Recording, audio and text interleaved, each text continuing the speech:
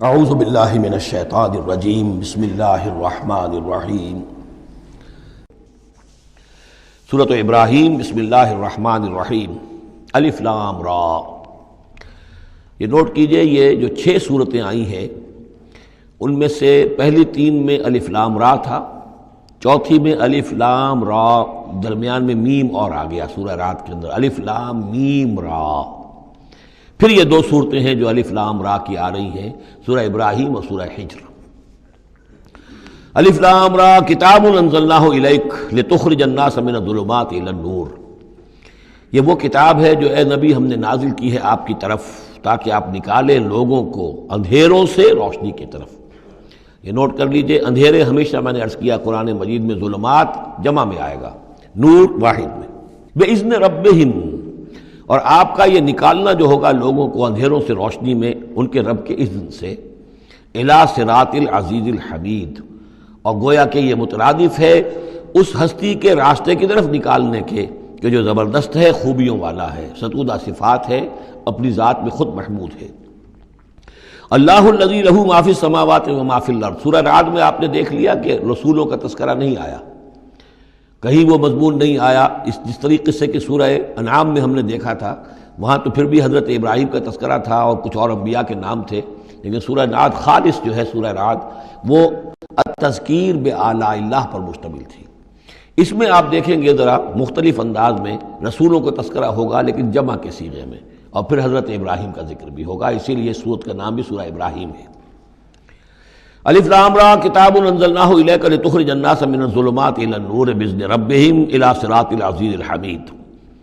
اللہ الذی، اس اللہ کے راستے کی طرف نکالنا، الذی لہ ما فی السماوات و ما فی الارض، جس کے لیے ہے، جس کی ملکیت ہے ہر وہ شے جو آسمانوں میں ہے اور ہر وہ شے جو زمین میں ہے۔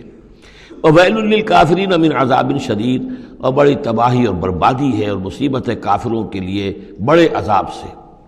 الذین یستحبون الحیات الدنیا علی الآخرہ، وہ لوگ جو پسند کرتے ہیں دنیا کی زندگی کو آخرت کے مقابلے میں۔ اب یہ ذرا سول سرچنگ موقع ہے، ہر شخص ذرا اپنے گریبان میں جھانکے، کہیں یہ الفاظ ہم پر تو منطبق نہیں ہو رہے۔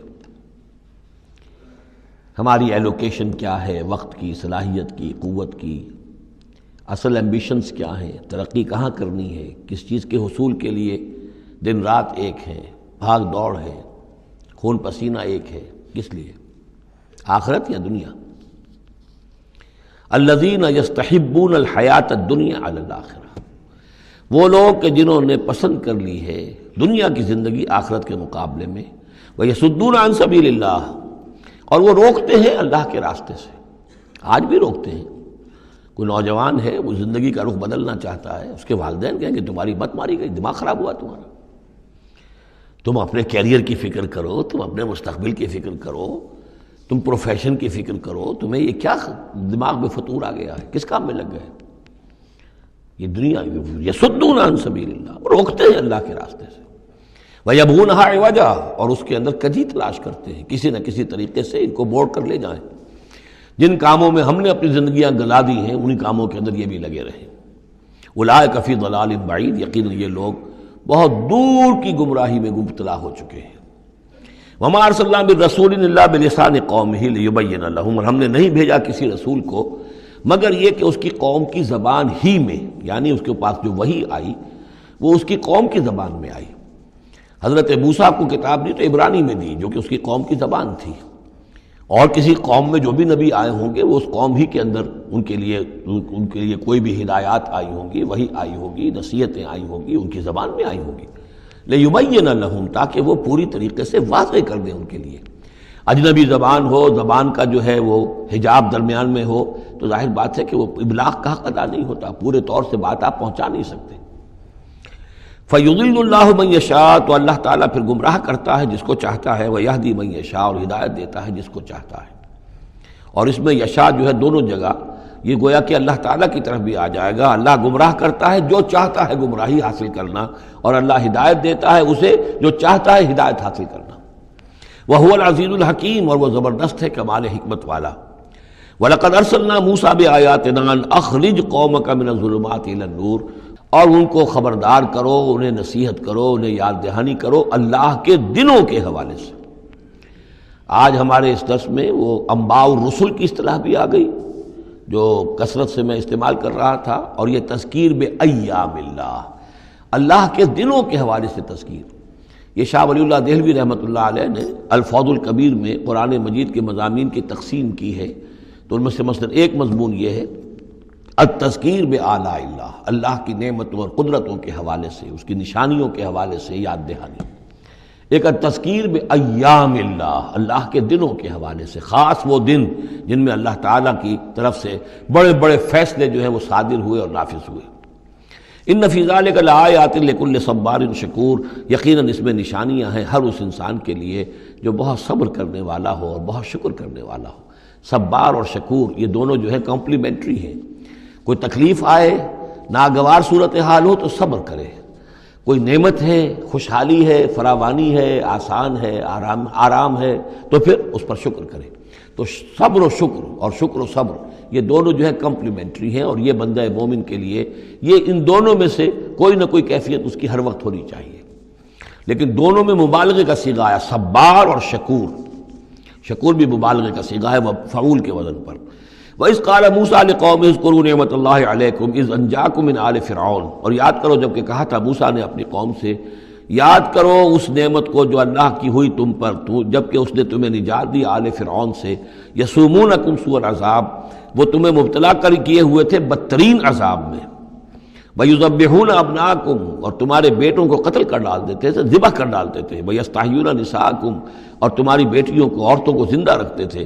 وَفِي ذَلِكُمْ بَلَاءٌ مِّن رَبِّكُمْ عَظِيمٌ، اور یقیناً اس میں تمہارے رب کی طرف سے تمہارے لیے بہت بڑی آزمائش تھی۔ وَإِسْتَأْذَنَ رَبُّكُمْ، اور جب یاد کرو جب کہ تمہارے رب نے اعلان کر دیا تھا لَإِن شَكَرْتُمْ لَأَزِيدَنَّكُمْ، اگر تم میرا شکر کرو گے، میرا حق مانو گے، میری نعمتوں کا حق ادا کرو گے تو میں اور دوں گا اور بڑھاؤں گا، میرے خزانوں میں کوئی کمی نہیں ہے۔ وَلَئِن كَفَرْتُمْ، لیکن اگر تم کفر کرو گے، کفران نعمت کرو گے، ناقدری کرو گے، ناشکری کرو گے، تو پھر ان عذابی لشدید، تو یقیناً پھر میرا عذاب بھی بہت سخت ہے۔